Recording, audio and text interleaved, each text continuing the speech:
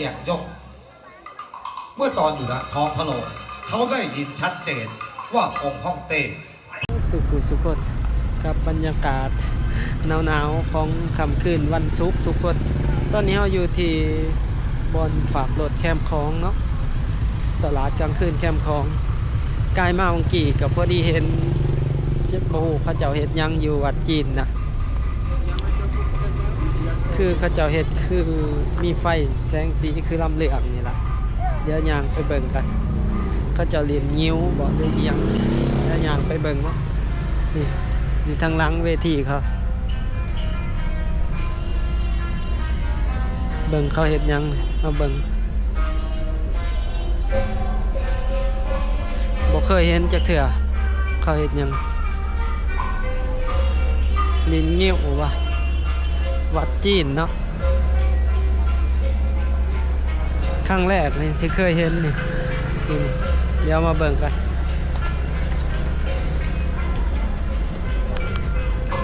เขาเอาไฟแจงแท้ลิ้นเงี้ยวเขาก็เคยเห็น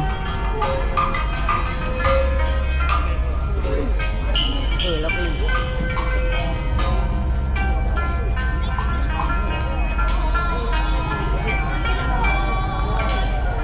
โอ้แจงเลยบ่เห็นยังเดี๋ยวเอาโทรศัพท์ถ่ายกัน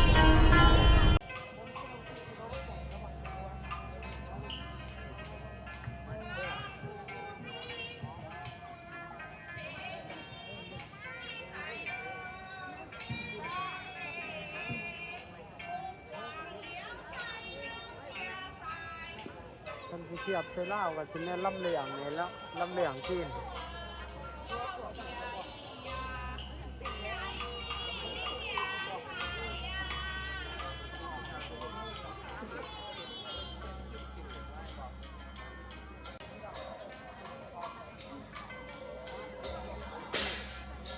มาถึง 5,000 หาเพื่อแจกจ่ายให้แก่ชาวบ้านนั่นเองแต่แล้วท่านขุนพลเกียงยกเมื่อตอนอยู่ณท้องพระโรงเขาได้ยินชัดเจนว่าองค์ฮ่องเต้ประทานข้าวสารอาหารแห้งถึง 10,000 หาเหตุไฉนเมื่อมาถึงด่านพยัคฆ์ขาวกลับเหลือเพียง 5,000 หาจึงได้เปิดดูราชโองการอย่างท่องแท้จึงได้ทราบว่าในขณะนี้ราชโองการถูกแก้ตัวหนังสือเสียแล้วนั่นเอง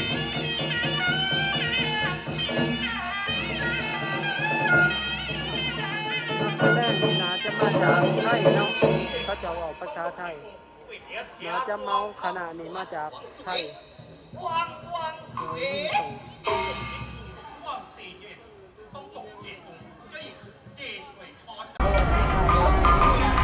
คือเป็นวันไหว้พระจันทร์บ่หรือยังแม่นบ่ฮู้ว่ามักงานยังก็บ่ฮู้พาทุกคนเข้ามาเบิ่งมา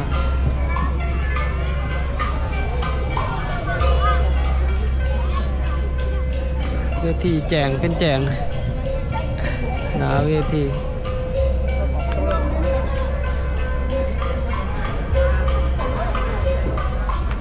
ทางนี้มันจะมีถูกเทียนเขาจะไหว้วัดจีนแล้วย่างมาเบิ่งทุกคน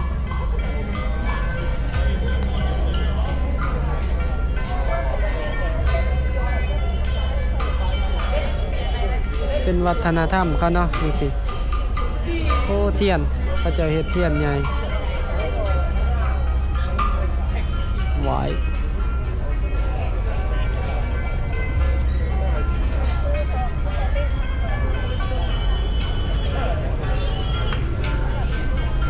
อยู่วัดจีนแคมป์คลองทุกคนนี่บรรยากาศเนาะเดี๋ยวเราสิออกไปย่างพาทุกคนไปเบิ่งสีหอมทุกคนไปเบิ่งสีหอมกันบ่ได้มาเดินละ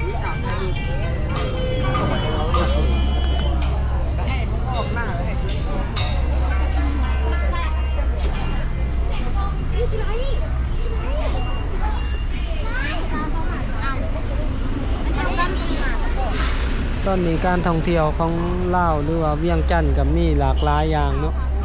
มีหลายมิติเพิ่มขึ้นเนาะ สิมีรูปแบบจีนอีกรูปแบบหนึ่งแล้วสิขามทางย่างลงไปตลาดสีหอมทาง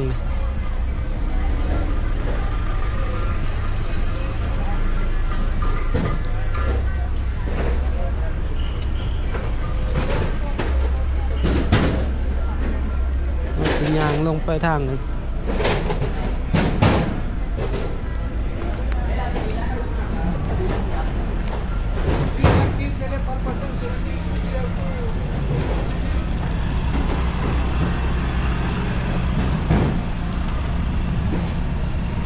อากาศมันนี่ก็ค่อนข้างหนาวทุกคนประมาณ20องศาเนาะตอนหนาวเติบได้20องศา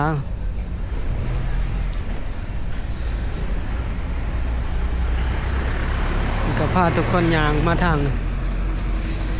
นี้มันก็สิสอดออกอันยังแถว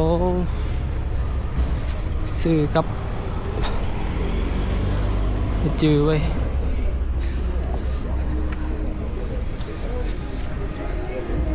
สอดขางวัดอันนั้นเนาะวัดยังเกาะข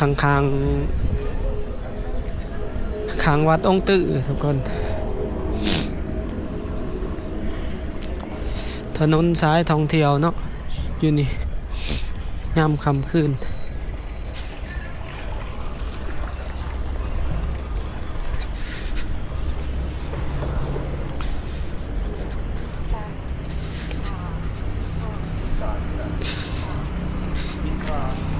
มินทรา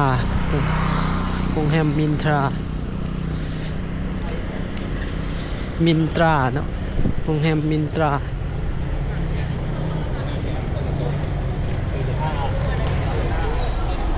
บริยางกลางคืนด้นและถนนซ้ายนี่แล้วสิพาทุกคนยางเลาะลงไปทาง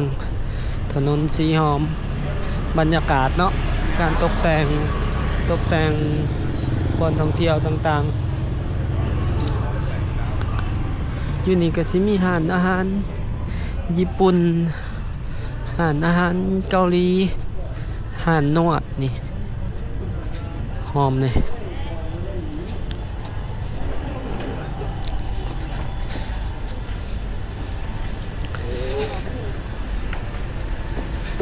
ร้านกาแฟร้านขายเครื่องระลึกที่ระลึก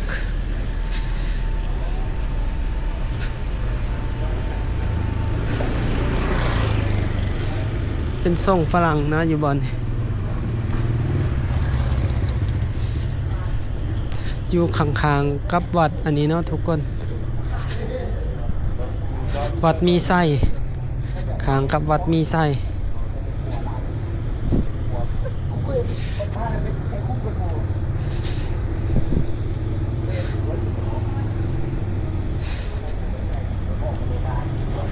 เดี๋ยวสิย่างเข้าทางวัดมีไส้เนาะโอ้พุ่นเนาะสีหอมอยู่พุ่นเราต้องย่างซื้อลงพุ่นละย่างผ่านถนนเศรษฐาเดี๋ยวสิพาทุกคนย่างลงทางนี่คันไปซื้อเลยมันเหมิดหลายเราย่างไปทางวัดมีไส้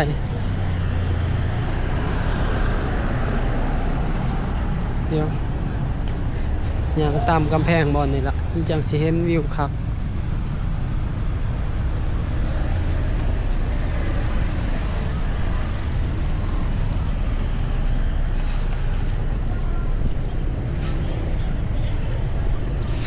บริสุทธิ์ย่างถนนซอยนี่กลางเว้น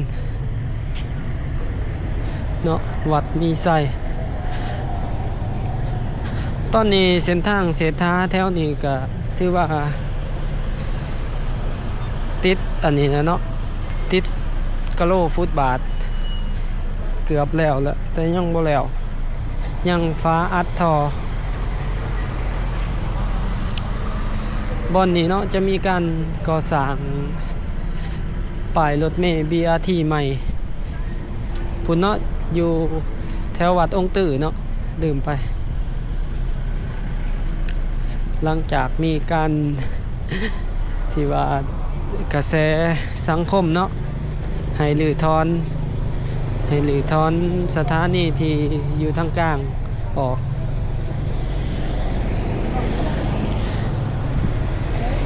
สิมีการสร้างสถานีแบบเป็นรูปทรงคงเอกลักษณ์ของถนน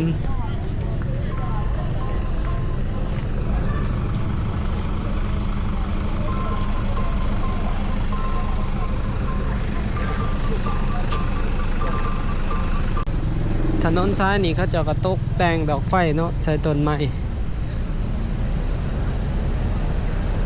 แจ้งสว่างสวัย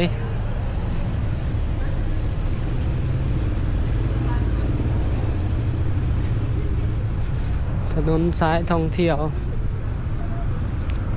ตัวนี้เป็นกำแพงวัดองค์ตื่อเนาะตัวนี้บรรยากาศกลางคืนแจ้งจังสีก็เป็นตะยางอยู่กลางคืนเนาะทางนั้นก็มีหารอาหารมีบาร์ชาวต่างชาติมักมานั่งนี่ก็ทางหนาทางเขาวัดองค์ตื่อ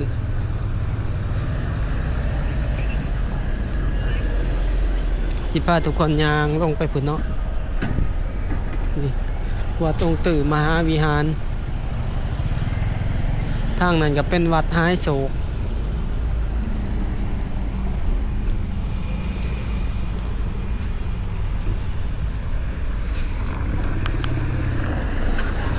อยู่ตามซ้ายทางก็มีการตกแต่งทุ่งเนาะทุ่งสาดเหล้ากับทุ่งผักเดี๋ยวยางลงไปพุ่นไปเขาทางซอยบอนทางเขาไปถนนสีหอมกระสียาวเนี่ยเด้อทุกคนสำหรับคลิปนี้เลาะเลี้ยวไปวันนี้เขาจะก็ยังบ่ทันติดอันนี้แล้วนะนี่ขอบทางบางส่วน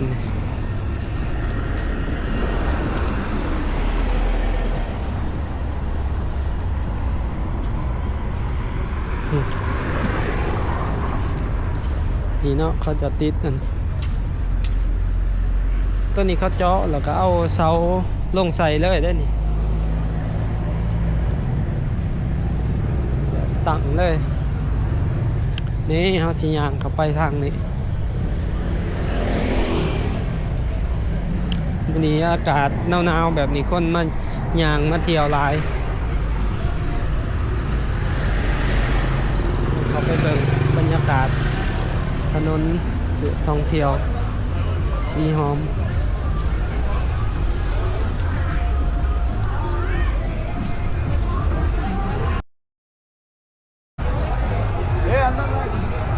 ห้างนี้เริ่มคึกคืนแล้วเนาะ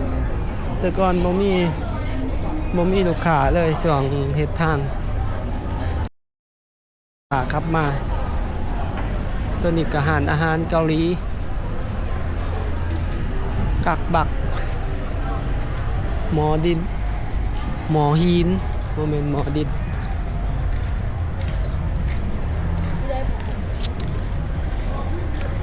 ห่านชิงแมนเห็นยังต้นนี้ก็อาหารเกาหลีสุยุ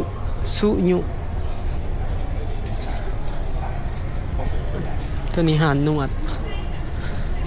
ดสุยาตลาดกลางคืนสีหอมแบบนี่ก็จะแยกเนาะมาเก็บเอากระป๋องเบียร์โอ้ห่านนี่สีสันขนาดเดี๋ยวยางไปเบิ่งแถวเขาจะขายของกิน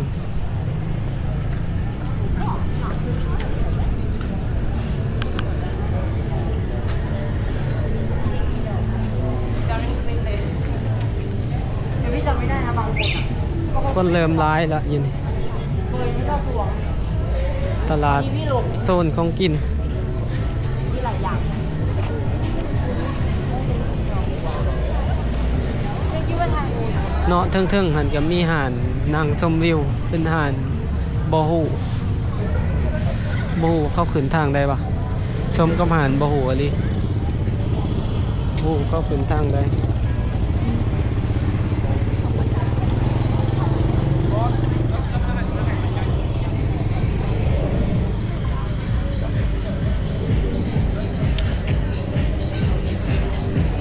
โอ้เดี๋ยวนี้มีสาว PR มันมายืนรับแขกแล้ววะ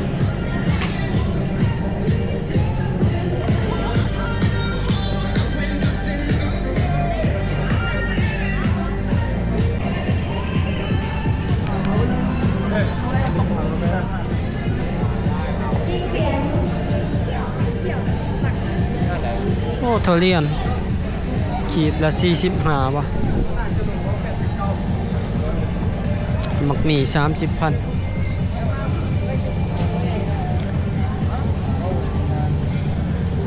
ทางนั้นเขาจะฝากรถอยู่คัน10,000เนาะ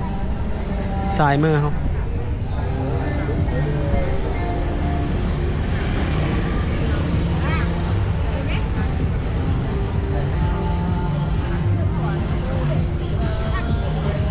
เดี๋ยวยังเขาไปเบิ่งเขาจะขายของกินเนาะมียังเนี่ย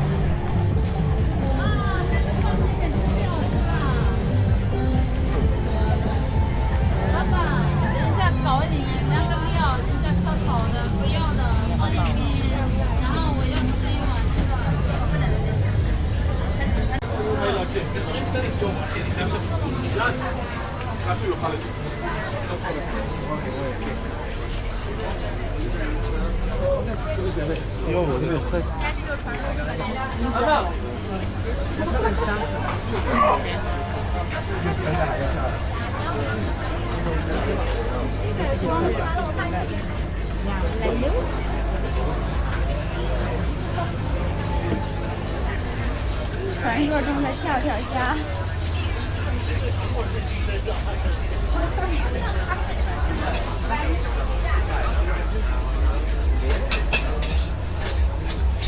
โอ้ตัวนี้เนี่ย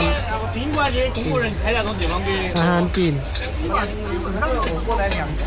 他妈的，我今天受到个老人开坐不起了，我操！ เขากัวสีนัว 他该唯一拿的是。 คนจีนขาย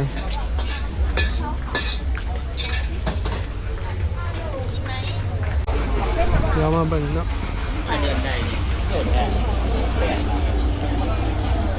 คนร้ายขนาดมีลูกค้าทำงานเนาะของหวานของข้าวครบ ใจาย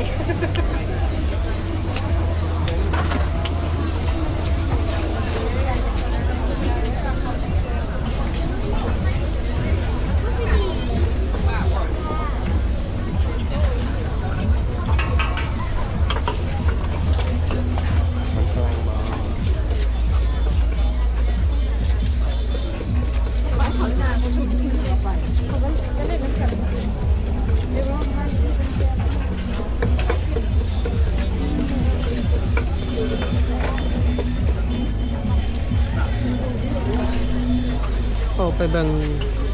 อาหารปิ่งไฟลุกกันปิ่งจีนไฟลุกนะ 哦，这个可是能要烤肉烤。必须的可是能。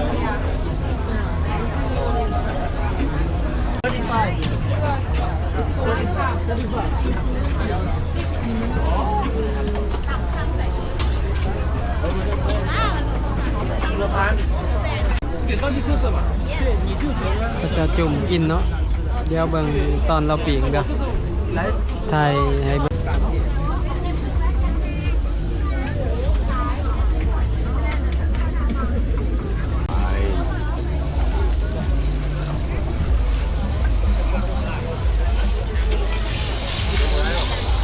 เจ้าสามเนาะนี่ได้เจ้า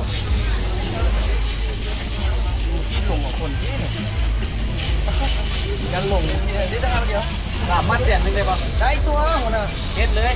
กลับมาหน้ามาคืออุ่นๆลุกหน้านี่จะมาถูก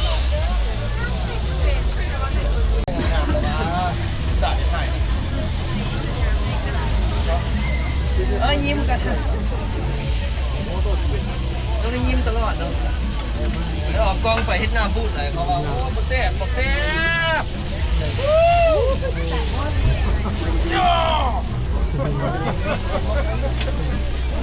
เอาแบบมันๆเอาอีก อดทนนะ very good เบิ่งอันอื่นนั่น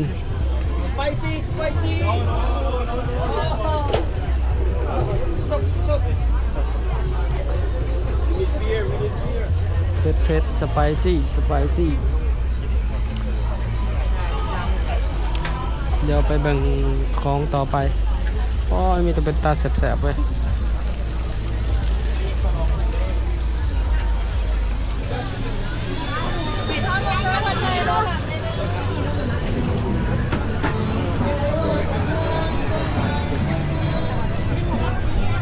บรรยากาศคนร้าย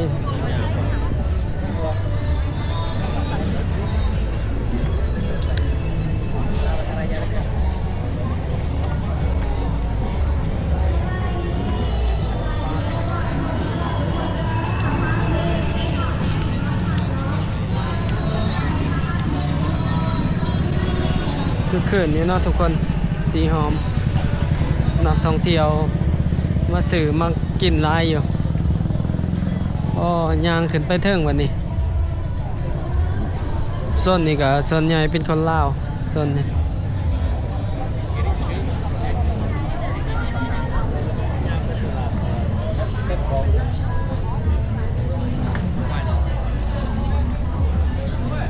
มีหลากหลายอย่างเนาะโซนนี้ก็ค่อยๆปรับปรุงกันไป ในหลายโซนทางนี้ก็กำลังสิเปิดหาดใหม่แน่แล้วก็บางหาดก็เปิดมาโดนเติบบอนนี้ก็มีอาหารที่ดินดนตรีสดเนาะบอนนี้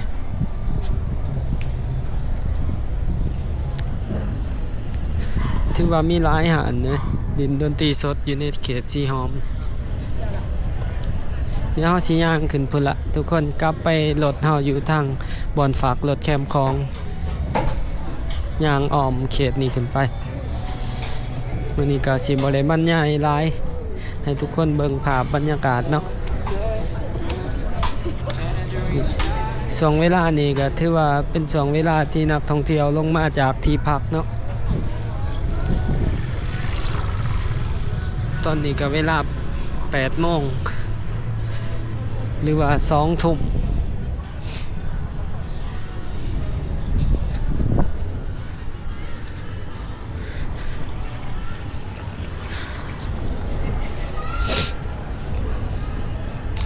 วันนี้มีลักอันนี้เนาะกันก็สำบายแน่ผู้คนที่ย่างก็ปลอดภัยจากรถบอนนี้ก็มีที่พักแล้วก็หาดนวดเนาะตัวนี้เป็นแบ็คแพ็คเกอร์สำหรับผู้ใดที่สิมาพักแบบเดียว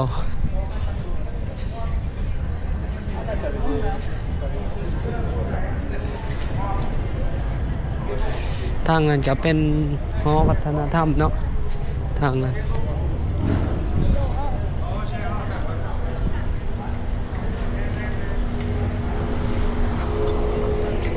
เดี๋ยวเราสิย่างสอดออกไปทางนี้แหละทุกคนบ่คอยย่างทางนี้ย่างออกสอดวัดมีไส้เนาะ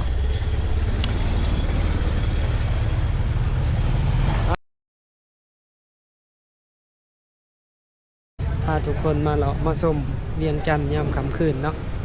จุดแหล่งท่องเที่ยวที่สำคัญของเวียงจันทน์บรรยากาศมื้อนี้ก็ถือว่านักท่องเที่ยวหลายเนาะทางชาวเอเชียแล้วก็ทางยุโรปอยู่ในเขตนี้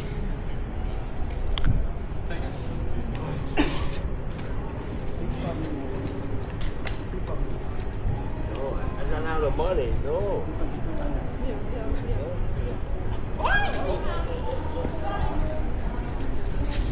โรงแรมนอนนี่ก็รู้เติบอะ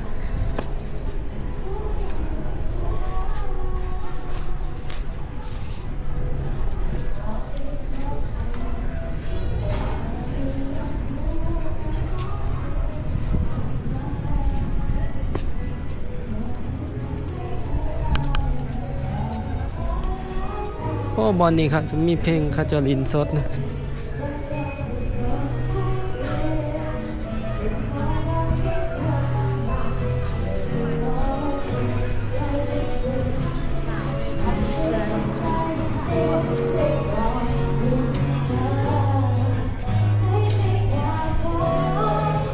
อ๋อมันเป็นคาเฟ่